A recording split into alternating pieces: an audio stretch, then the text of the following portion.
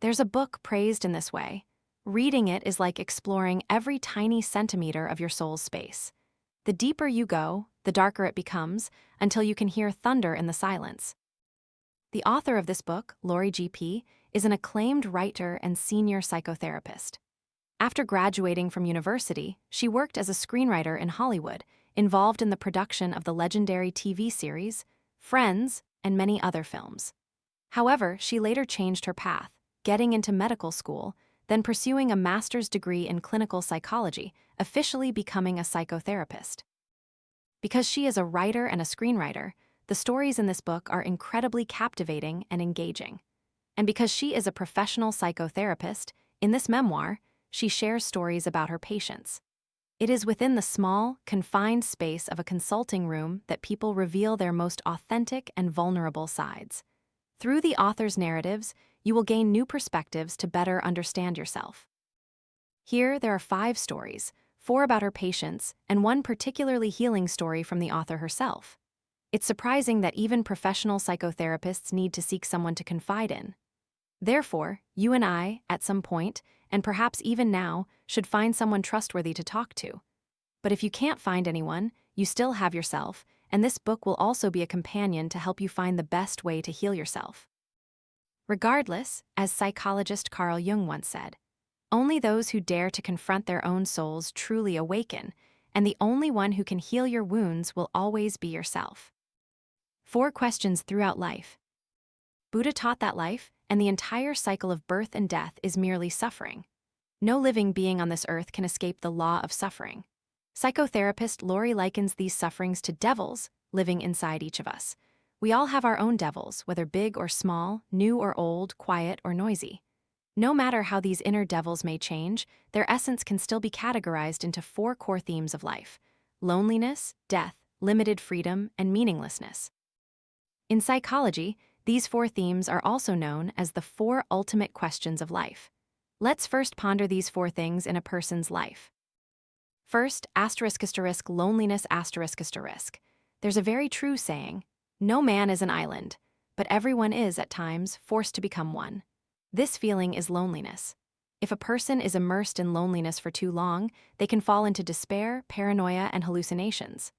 At this point, even in a large crowd, surrounded by many people, even on a bustling street, we still feel empty and sense no support or comfort. Next, death. Everyone believes that life is a one-way train, and the ultimate destination of this journey awaiting us is death itself. Therefore, as one approaches the destination, people are very reluctant to get off the train, reluctant because they are afraid. But it's not truly fear of death itself, but rather fear of loss, fear of regret, and fear of ending all that is connected to it: family, loved ones, possessions, career, achievements, and so on. Next, limited freedom. When born, everyone is like a blank sheet of paper containing infinite possibilities. We can draw our freest and most independent desires upon it. But as we grow, we get stuck on a rigid path amidst thousands of rules, prejudices, and societal biases. The further we go, the fewer choices we have. Difficulties in career choice, social competition, family pressure, or invisible expectations increasingly narrow a person's freedom. And how many masks and facades are we wearing? How many internal conflicts and instances of ignorance prevent us from understanding ourselves? How long has it been since we cried freely and refreshingly? How long has it been since we dared to face the things hidden deep in our hearts? And as a result, we increasingly lose our true freedom. Finally, meaninglessness. The master psychologist Freud believed that humans tend to seek happiness and avoid pain. However, after him, another renowned psychologist, Viktor Frankl, believed that the main drive for humans to move forward is not happiness, but the pursuit of life's meaning. Once one doubts the meaning of their life, and once one cannot find a purpose for living, that person is very prone to depression, even falling into the abyss of despair. It can be said that these 4 questions are also the 4 things we will probably spend our entire lives trying to answer. They bring all kinds of suffering into our lives, but they are also the key that allows you to open the door to a new chapter of life, a place that also marks the end of ignorance and suffering. On this journey, we must learn to grow and also learn to heal ourselves. Finding answers through the lens of psychotherapy is one of the methods that helps us liberate and reconcile with ourselves. Psychologist Irvin D. Yalom said that psychotherapy is an existential experience of self-understanding. It can help us confront the 4 ultimate issues of life, create changes, and become a better version of ourselves. Simply put, psychotherapy is about releasing pain and helping us escape difficult, helpless situations. Of course, it cannot help us solve all the intractable problems in life, but it can help you see the world from a different perspective, thereby finding solutions that make life less complicated and less painful. Next, we will embark on 5 stories revolving around the 4 themes of loneliness, death, limited freedom, and the meaning of life, to learn that adults are all capable of healing their own wounds. Shedding the mask of loneliness. John was a handsome and successful Hollywood producer, a multiple Emmy winner, one of the most prestigious awards in American television. Moreover, he had a beautiful wife and 2 lively daughters. In the eyes of outsiders, John was undoubtedly a winner in life. But the truth was, John's situation was terrible. He felt he had been under immense pressure lately, couldn't sleep well, his marital relationship was strained, and his children didn't respect him enough. At work, his boss demanded increasingly more, while his colleagues constantly dragged down efficiency. Dr. Lori didn't particularly like John at first because he always displayed an arrogant and extremely rude attitude. John believed all his colleagues were idiots, and even Lori herself wasn't spared his malicious and insulting remarks. At the end of their first therapy session, John didn't write a check but pulled out a wad of cash and handed it to Lori. He said, "You seem like my mistress, or more precisely, a call girl. I hope you're not offended. But if I wanted to hide a beauty in my private home, I probably wouldn't choose a woman like you." His insulting words implied that Lori wasn't pretty enough. Facing John's various rude behaviors, Lori had to silently repeat to herself every time she met him, "Deep breath, compassion, compassion." Only this way could she suppress her dislike and facilitate the treatment process. But as the process progressed, Lori discovered that what she had seen before was merely a mask John was wearing, a mask of indifference, of rejecting others, a mask of extreme loneliness. When Lori discovered that John also deeply loved and diligently cared for a dog named Rosie, she sincerely said, "I can see you really love Rosie." But John suddenly flushed red and quickly denied it. "How could that be? Rosie is just a dog." John looked as embarrassed as a middle school student denying a crush on a classmate, but at the same time, an indescribable sadness appeared in his eyes. This moment became a turning point in John's entire treatment process. John had previously been emotionally numb and closed off, but now he was finally revealing his emotions. So why does a person become emotionally numb and closed off? Generally, this is a stress reaction after experiencing a tragic and deeply damaging event. Because too many negative emotions surge at once, people often choose to numb themselves and escape the pain. Under Dr. Lori's patient guidance, John finally gathered the courage to articulate the pain in his heart. He could never forgive himself because, deep down, he believed he had killed his son, Guy. He kept thinking back to a car ride.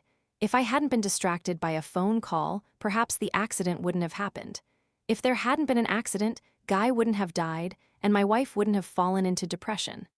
In the emergency room after the accident, his wife cried inconsolably and lashed out at him, "You idiot, you killed Guy." As a father, John was equally grief-stricken when confronted with his son's death and his wife's accusations. He wanted to cry loudly too, but thinking of his young daughter, he forced back his tears. He thought he couldn't break down because he had to hold his family together. But here, we need to understand that human negative emotions need to be released in a timely manner. Crying is one of the best ways to release emotions and empty oneself. When tears fall, negative emotions like regret, self-reproach, and grief can also be liberated. But at that time, John didn't choose to cry. Because of this, those emotions accumulated deep within him, forming a black hole that could swallow everything. Immediately after, John still went to work every day, then attended parties or watched football as usual. His wife called him a cold-blooded bastard, but only he knew that his heart was bleeding and he wanted to die every day he woke up. So, he put on a mask, cutting off emotional connections with everyone. He became the loneliest person in the crowd.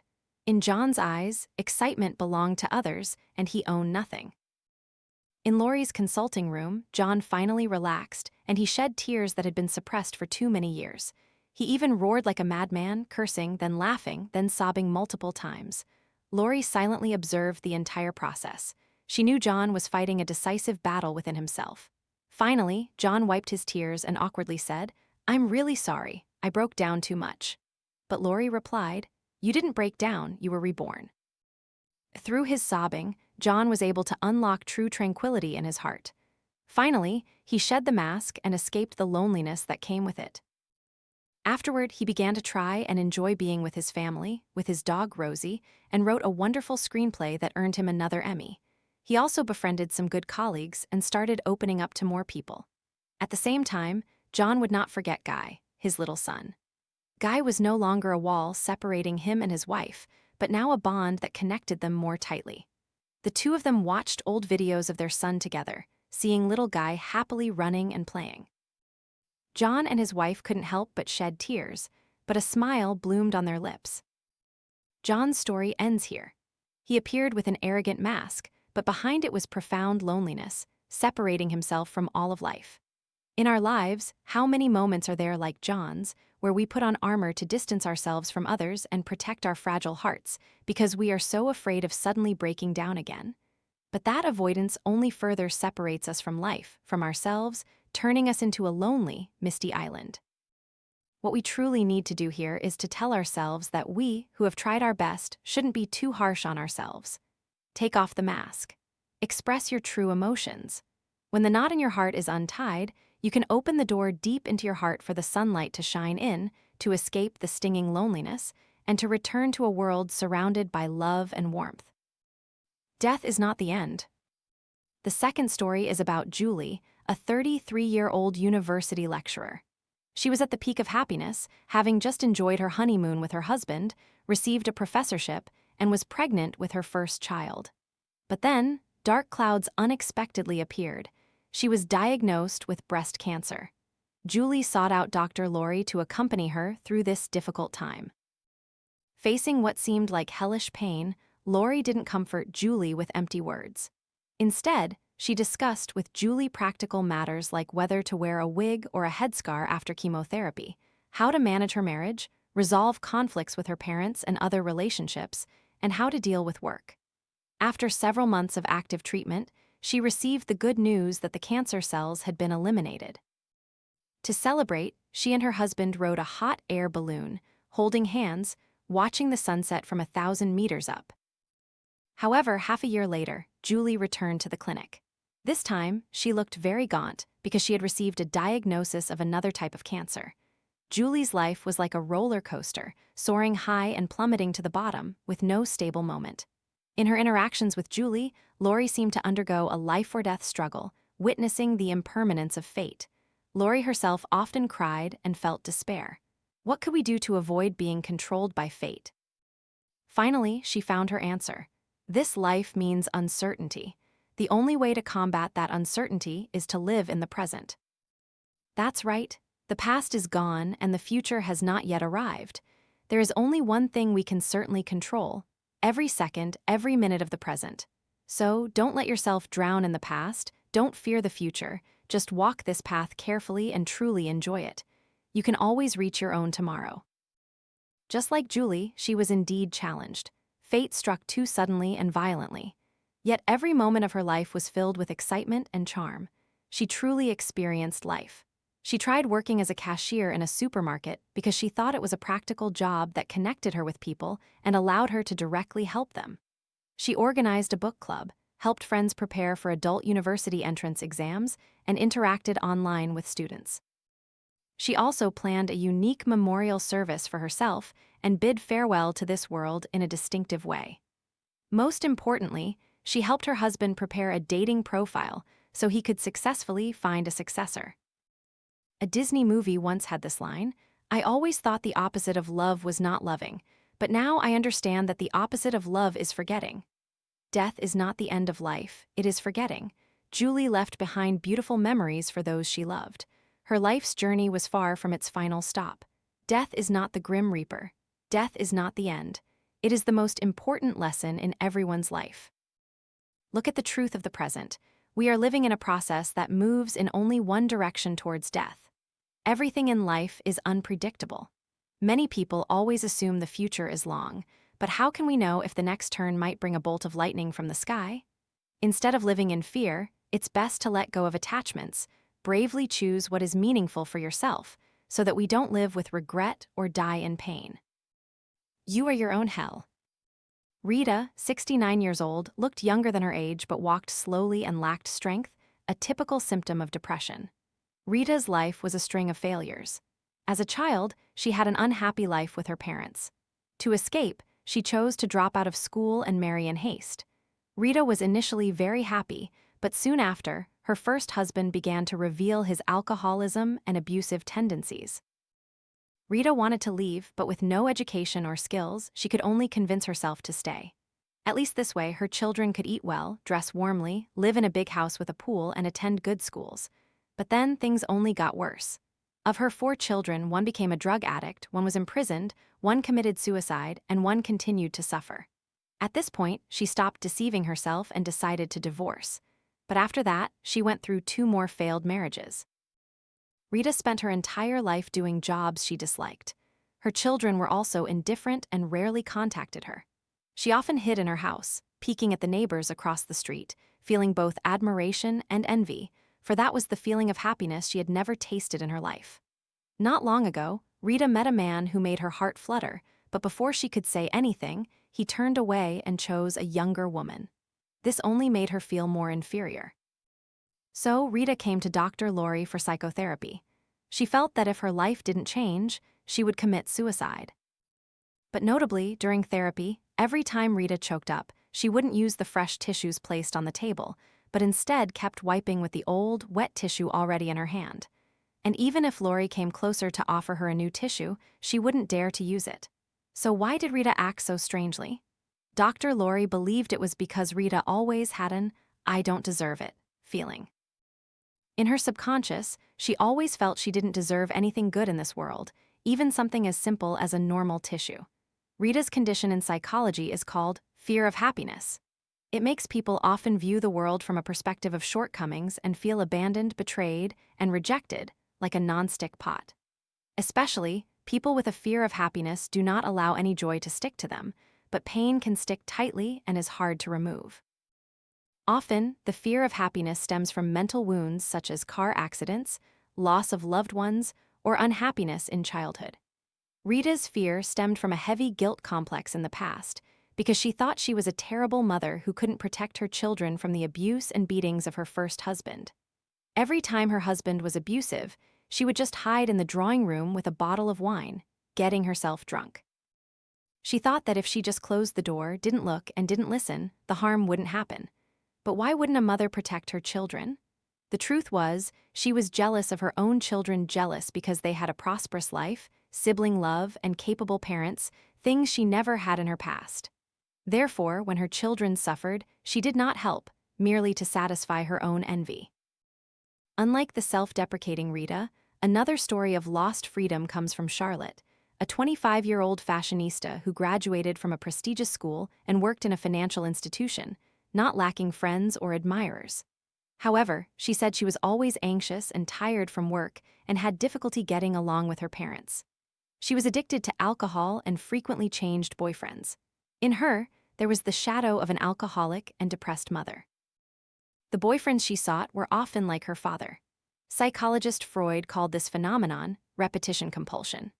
People who have been traumatized in childhood, upon encountering a familiar context, will automatically gravitate towards it, imagining that through these situations, they can return to the past and heal the lingering wounds of childhood. But the result is often the opposite. The wounds from childhood open up once more and cause them even more pain. A French philosopher once said, "Hell is other people." But the author of this book tells us that we ourselves are the real hell, because trapped in the obsession with the past, we often become stumbling blocks on our own path forward. Rita, due to the obsession from the past, constantly punished herself by belittling herself. Patient Charlotte, due to childhood wounds from her parents' cold indifference, constantly craved attention, harming her body and health with continuous drinks and relationships. So, how can they find redemption and rebirth? The answer is, only brave acknowledgement is the beginning of change. After being encouraged by Lori, Rita bravely admitted her guilt. She spoke her true self to her secret admirer, risked a new relationship, and made more friends. She also actively contacted her children on her 70th birthday, and afterward, she received an email from her daughter. Although her daughter didn't forgive her, she said that if her mother could find a healthy relationship, so could she, and she didn't want to wait until she was 70 to make a change. From that letter, Rita found the courage and decided to bravely step out of the darkness to pursue a healthier, freer relationship. As for Charlotte, she bravely faced her situation. Dr. Lori showed her two paths. One was to continue looking at the past, self-destructing in the shadows of childhood. The other was to look forward, face the responsibilities of an adult, and build a good future for herself. And in the end, Charlotte chose to look forward, beginning her transformative journey. Although she wavered and changed many times, gradually she escaped the prison of childhood wounds and stepped into a larger, freer world. So please remember that true freedom in the present only comes when you dare to step out, bravely acknowledge and face the past, and seek what is truly meaningful to you. The meaning of life. The final story is about the meaning of life, and the main character is the author of this book, psychotherapist Lori. In her 40s, she was unexpectedly betrayed by her boyfriend. He told her he didn't want to live with her children and then left irresponsibly. Lori angrily called him a child-hating man. Lori couldn't accept anything. She was angry and sad. Finally, she stepped into the therapy room of her own therapist, Dr. Wendell. With Dr. Wendell's help, Lori realized that the breakup wasn't the real reason for her negativity. Her midlife crisis was far greater than the end of a relationship. At this point, even though she was past her mid-40s, she still felt uncertain about her future. She feared missing the last train of her life and that her life would become meaningless. In fact, Lori had always searched for the meaning of life in the first half of her life. After graduating from college, she worked in Hollywood and became an excellent screenwriter. She felt she was writing meaningful stories. But when she participated in a TV series production about life in the emergency room, she realized that a doctor's job was more meaningful and profound. So, she gave up everything she had achieved and strived to get into medical school. But while studying medicine, Lori gradually became disillusioned.